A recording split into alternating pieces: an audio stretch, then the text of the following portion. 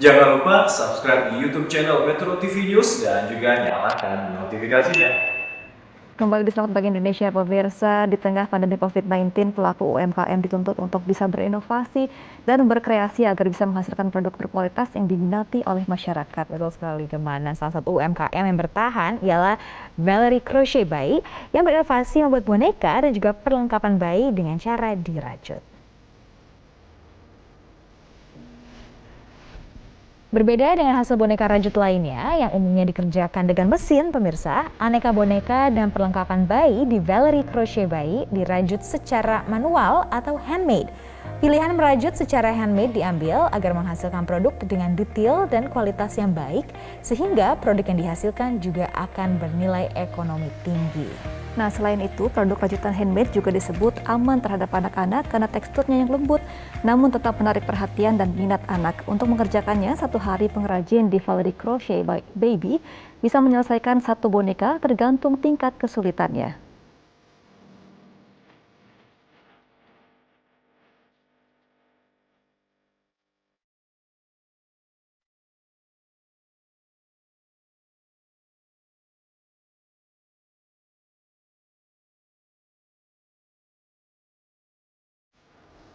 Nah, pemirsa, memilih mainan dan juga pakaian bayi yang aman dan nyaman dipakai merupakan hal yang sangat penting. Desain modelnya menyusul kemudian. Di kawasan Pondok Aren, Tangerang Selatan, ada sebuah UMKM yang membuat produk rajutan untuk bayi dan juga anak. Seperti apa produknya?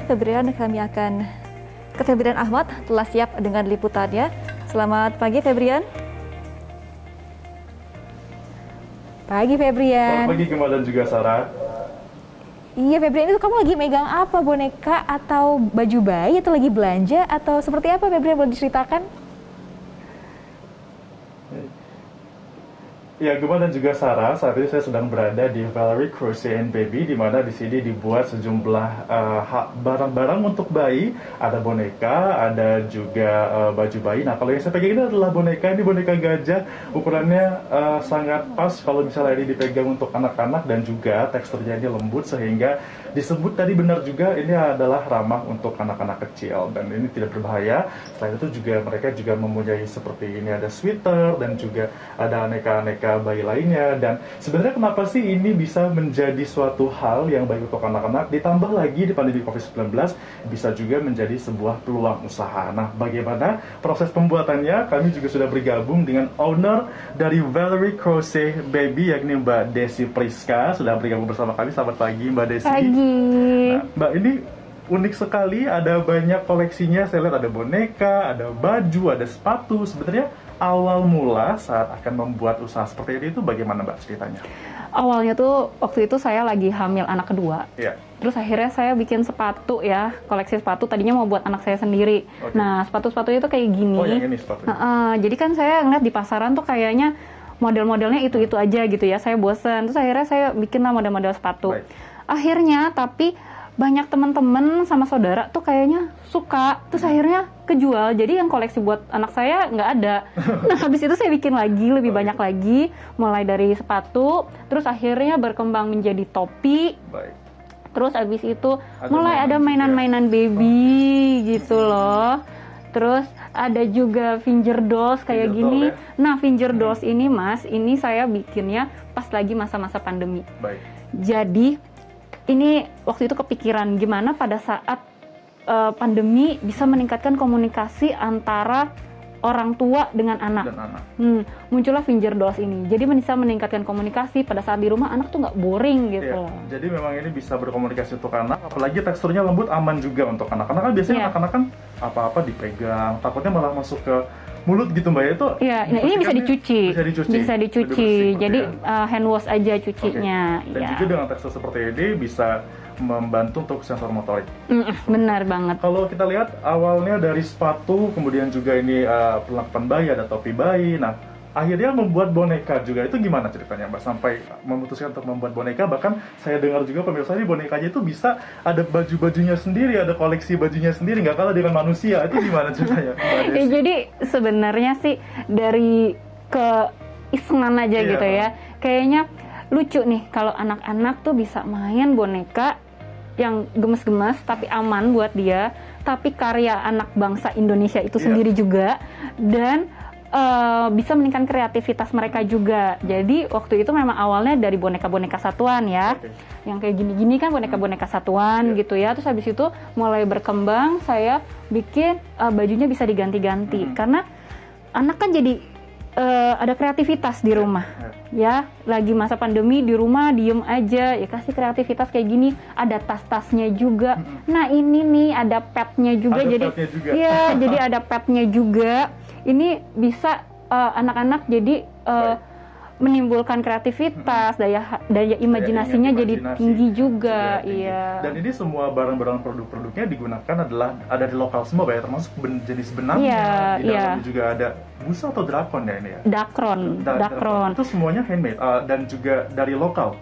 Dari lokal. Kita lebih mendukung produk-produk lokal sih. Jadi saling support ya, gitu. Jadi kayak misalnya kayak ini tempat bajunya juga kan kayu ya. Ini juga karya anak bangsa juga gitu. Jadi sesama UKM kita saling Ya, support. ada batik juga ini. Ya, batik ini batik Banten. Batik Banten dibuat. Berarti memang semuanya 100% lokal sehingga bisa dibilang kita harus mengedepankan ya produk-produk lokal. Apalagi Benar, ini kan benar. juga kan sekarang kan sedang booming nih apa-apa untuk lokal agar bisa membantu lokal. Iya, UMKM lokal ditambah lagi ini sedang ada di tengah pandemi COVID-19. betul. Tapi Mbak belum pas dan juga aflo rasanya kalau ini handmade dan ini tentunya akan menimbulkan kualitas yang sangat bagus sekali. Saya juga akan mencoba pemirsa bagaimana cara membuat handmade. Ini akan saya taruh dulu di sebelah sini. Dan ini dengan Mbak Pamela ya. Mbak Pamela adalah salah satu pengrajin di Valerie Crochet and Baby dan saya sudah akan mencoba untuk merajut nih dengan ini. Gimana Mbak caranya Mbak? Ini Awalnya. kita coba bikin boneka, tangan boneka. Akan membuat tangan boneka. Jadi ini dililitkan dulu Mbak ya tadi. Dililitkan. Kemudian ini Hakpennya, hakpennya. jilbabnya namanya hakpen. Ini hakpen namanya. Iya. Oke. Masuk ke lubang. Masuk ke lubang sini. Ya. Lalu masuk di lubang selanjutnya. Lubang selanjutnya. Ditas seperti ini Mbak ya. Iya. Ini satu hari bisa bikin berapa sih Mbak? Satu hari gantung ya. Kalau satu boneka itu satu Satu hari bisa satu boneka. Memang butuh ketelitian ya, karena satu hari bisa bikin satu boneka. Iya. Seperti ini terus Ya. dimasuk, ditarik, Tarik. ditarik. Oke.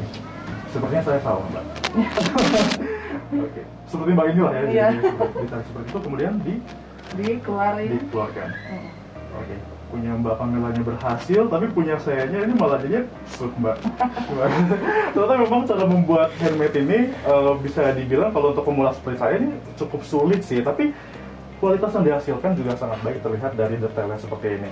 Nah, kenapa ini memilih handmade? Kita tanya lagi ke Mbak Desi.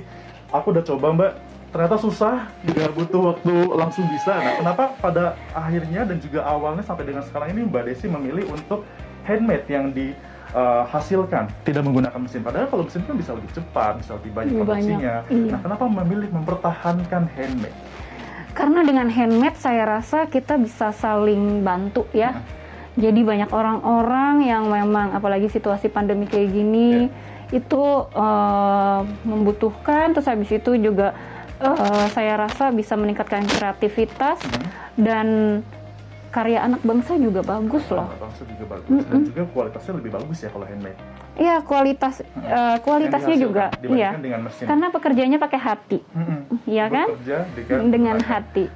Tapi Mbak Valerie, karena sangat bagus sekali ini seluruh bahan-bahan yang dan juga produk yang dihasilkan, dan kita tahu kan ini sedang ada di pandemi COVID-19.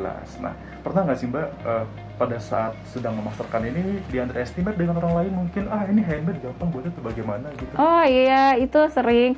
Sayang sekali ya orang bangsa kita sendiri itu kadang suka tidak menghargai karya kita sendiri gitu. Kadang mereka menawar tuh terlalu murah. Contohnya nih Mas, beli satu sekian, beli dua diskon 50% ya, beli tiga lama-lama saya bilang lama-lama gratis tuh. Penawaran orang yang Iya, seperti itu ya. iya. Jadi mengenalkan handmade sendiri itu ke kalangan kita tuh juga menjadi tantangan Iya, tersendiri ya tantangan. sebenarnya. Tapi Mbak kalau misalnya masalah itu boleh tahu nggak sih range harganya kira-kira berapa per paket boneka seperti ini? Range-nya itu kita dari 85.000 sampai 500 ribuan. Rp500.000, tergantung kerumitan dan Tergantung juga kesulitan kerumitan, dari betul. cara pembuatannya. Iya. Oke, siap. Mbak, di tengah pandemi COVID-19 pastinya kan sempat juga Indonesia ini teman-teman UMKM juga mengalami kesulitan perekonomian dan juga memasarkannya bagaimana seperti itu kan. Nah, kalau dari Mbak Desi ini di Valerie Crochet and Baby ini bagaimana menghadapi pandemi? Ada tidak kiat-kiat yang digunakan untuk bisa bertahan di tengah pandemi COVID-19? Atau mungkin diceritakan juga ada kesulitannya di tengah pandemi seperti ini, Mbak? Sebenarnya terus terang Valerie juga terkena dampak dari pandemi ya.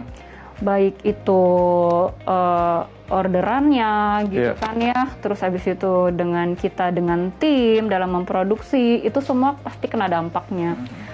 Dan saya merasa bagaimana kita menyikapi pada saat di tengah pandemi ini, bersikap itu lebih penting sih daripada kita merenungi keterpurukan gitu kan ya. Nah, saya sih tetap menjalankan sistem marketing online dan offline pada saat di kemarinnya PPKM itu emang offline nggak jalan, tapi kita tetap konsisten gitu ya. Ada bisa offline kita jalanin offline, online juga kita jalanin. Jadi marketingnya itu kita tetap jalan di dua sisi, online dan offline. Online dan juga offline. Uh-uh. Jadi, tentunya ini dijual secara online offline sehingga masyarakat bisa mendapatkan lebih mudah dan juga aman bagi anak-anak. Inovasi sangat bagus sekali. Mungkin ini bisa dicontoh juga oleh teman-teman kita di luar sana yang akan memulai usaha seperti ini. Yang penting adalah tekun dan juga ulet, Mbak ya. Iya, tekun ulet, jangan pantang menyerah. Jangan patah menyerah. Terima kasih Mbak Desi sudah bergabung Yeah, bersama kami thank di Selamat you. Pagi Indonesia. Dan pemirsa, itu tadi wawancara saya dengan owner dari Valerie Crochet and Baby. Dan sekarang saya kayaknya mau coba untuk latihan lagi sampai bisa, sesuai dengan kata Mbak Desi tadi, tidak boleh pantang menyerah untuk bisa mencoba hal yang baru. Saya kembalikan ke Gemma dan juga Sarah. Baik, terima kasih Febrian Ahmad atas laporan Anda. Selamat kembali bertugas, Febrian.